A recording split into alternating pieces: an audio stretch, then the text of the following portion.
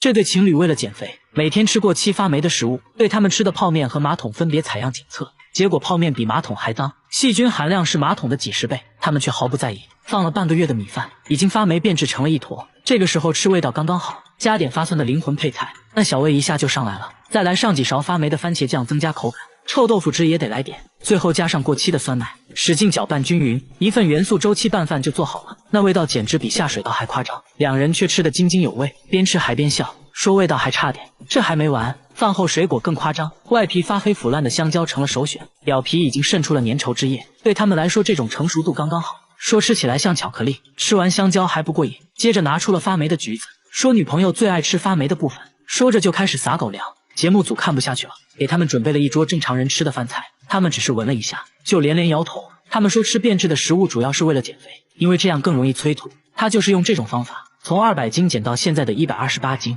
女朋友也是从140斤减到了90斤，听起来简直匪夷所思。大家带他们来医院，通过内窥镜检查后发现，他们都患有严重的胃溃疡，如果继续吃的话，很可能会发生癌变，所以用这种方式减肥是不可取的，大家千万不要模仿哦。他50年收藏了4000多种可乐，现在拿在手上的是世界上第一款可乐，已经超过了100年，瓶盖都是用的木头塞子。很多人想喝的82年可乐，他这里多的是，什么造型的瓶子都有，全是脑洞大开的设计，从最胖的到最花里胡哨的都有，还有各种限量款的可乐，有的瓶子上都镶了钻石，还有奥运纪念可乐、美国队长可乐。他还收藏了很多可乐周边产品，就比如可乐主题的录音机，因为都是非常稀有的限量版，收集这些花掉了好几百万。节目组仔细数了数，足足有4000多种。大叔还说会一直收藏下去，要打破世界纪录。然而下面这个大爷的收藏能点燃你的心，大爷在涂口红，但其实这是打火机。他转身又吃起了饼干，其实还是个打火机。他30年收藏了6000只打火机，家里墙纸都是打火机做的，各种你意想不到的打火方式，看着是把锤子，其实是打火机。灯泡也是打火机，牛奶盒都能出火，螃蟹钳子喷火你能信？灭火器都能出火，这就离谱了。包包能打火，高跟鞋也可以，最小的和1元硬币差不多，小是小了点，但照样能打火。最大的就要用2只手抱着，要说是燃气灶我都信。最独特的要数下面这个，火焰可以分叉，这些火机来自全世界各地，这一款就是来自加拿大的牙刷火机，他每周都要挨个清理一次，打火机已经成了他的精神寄托。然而下面这个大叔的收藏也很费钱，他花100万收藏了5000部手机，全是你没见过的，有设计成香蕉玉米的，保龄球也是电话，超人都背着电话来电就会蹦迪，还有来电就会吐丝的蜘蛛侠电话，易拉罐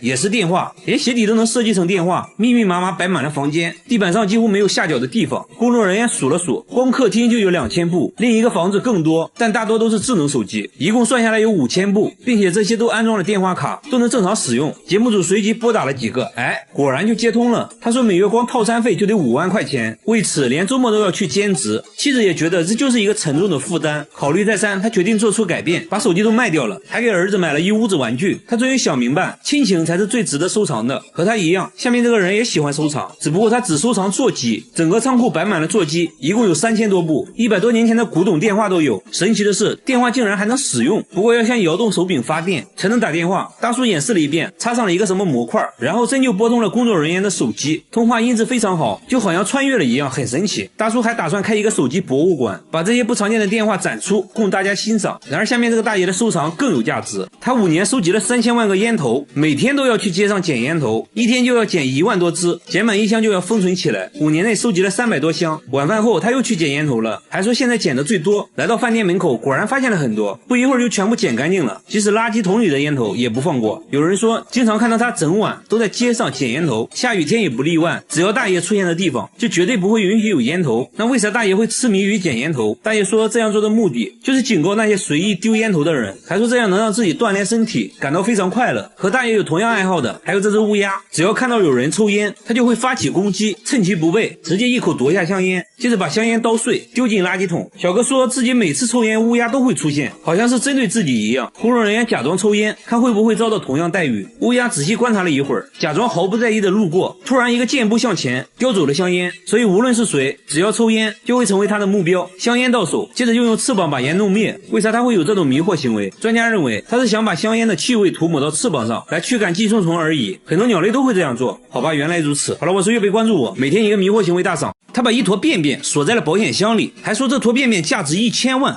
里3层外3层的打开，这不就是块石头吗？但他说这是鲸鱼的便便，叫龙涎香，高档香水就是用这玩意儿做的，比黄金还要贵10倍，一克就能卖3000块。便便呢是在自家鱼塘发现的，他本来也以为是石头，没想到扔在水里竟然飘了上来，这就很神奇了。上网那么一查，和网上说的龙涎香非常像，这不一夜暴富了吗？工作人员闻了闻，确实没什么臭味，难道真的是龙涎香？朋友们都觉得这是真的，但村里老人说他们这片根本就没出现过鲸鱼，哪来的鲸鱼便便说再多都没用。接下来直接找专家，专家说这玩意儿很稀有，一般100只鲸鱼里面只有1只鲸鱼体内会有龙涎香，这其实就是鲸鱼体内的结石。专家对着便便一阵猛闻，还做了个简单的测验，各种特征非常符合，初步判断这可能就是龙涎香。大叔那是越听越兴奋，但专家说还需要进一步采样化验。一番分析后，大叔满怀期待，然而结果却显示这并不是龙涎香，只是一个在海上漂浮很久的塑料泡沫。大叔的宝贝瞬间一文不值，妻子安慰大叔，但大叔反手就撒了一波狗粮，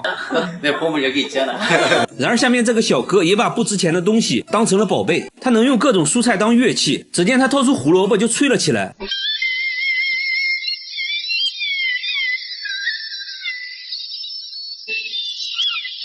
工作人员还是不相信他也不废话，直接啃了一口。不仅如此，什么红薯、山药、西葫芦、土豆，甚至大蒜都可以吹出曲子，而且用蔬菜当乐器的好处就是饿了能直接吃。接着用西兰花又吹了一曲，